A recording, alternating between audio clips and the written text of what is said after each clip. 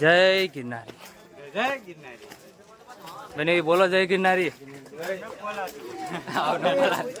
આ જો આ પાછળ ઓલા ભાઈ આવેલા હોય ને, જો આ વચ્ચે વચ્ચે આવે એને 190 ધબકારા થઈ ગયા છે.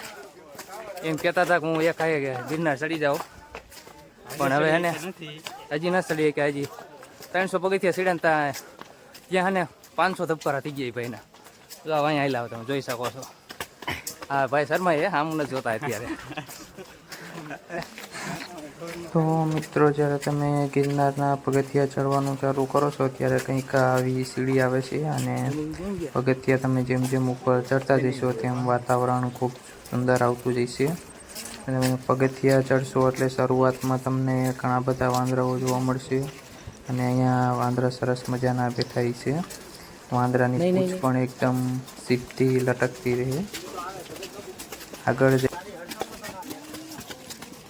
તો મિત્રો તમે વાંદરા જોયા છે ઘણા બધા, પણ આ જો વાંદરો છે એનું સરસ મજાનું નાનું બચ્ચું છે. અને જેમ તમે પગથિયા ઉપર ચડતા જશો તેમ નજારો કંઈક અલગ જ હશે. અને અહીંયા તમે જોઈ શકો છો કે ઘણા બધા લોકો છે દૂર દૂરથી આવે છે અને ગિરનાર ઉપર એકવાર જરૂર ને જરૂર ચડે છે. તમે જોઈ શકો છો કે અહીંયા કેવું સરસ મજાનું અને સુંદર વાતાવરણ છે. ઘણા બધા વાંદરાઓ પણ જોવા મળશે તમને. અમુક લોકો છે વાંદરાઓને બિસ્કિટ, કેળા અને ફ્રૂટ ખવડાવતા હોય છે. તો મિત્રો તમે જોઈ શકો છો કે આપણે ગિરનારના પગથિયા ચડી છીએ ત્યારે જો એક બેન છે પાછળ આવેલા હોય જે બે પથ્થર લઈને ઉપર ચડે છે.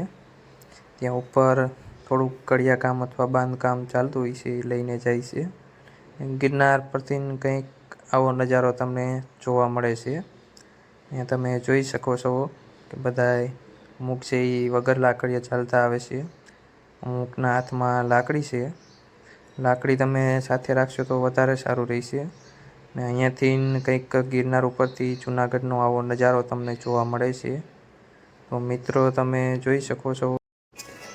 મિત્રો આપણે પણ લાકડી લઈ લીધી હતી, તો એ છતાંય આપણે જો આવી પોઝિશન થઈ ગઈ છે ગિરનાર ઉપર ચડતા ચડતા. આપણે તો ફર્સ્ટ વાર ચડેલા છીએ એટલે થોડીક આપણને તકલીફ પણ પડે છે. અહીંયાથી તમે જૂનાગઢનો નજારો અહીંયા કણેથી જોઈ શકો છો. કેવું સરસ મજાનું જૂનાગઢ દેખાય છે. અહીંયાથી બધા ફોટો વિડીયોઝ માટે સારું એવું લોકેશન છે. તો મિત્રો હવે આપણે મળશું નેક્સ્ટ વિડીયોમાં. હું તમને બતાવીશ કે ગિરનાર ઉપર કેવું સુંદર મજાનું વાતાવરણ છે. Next video.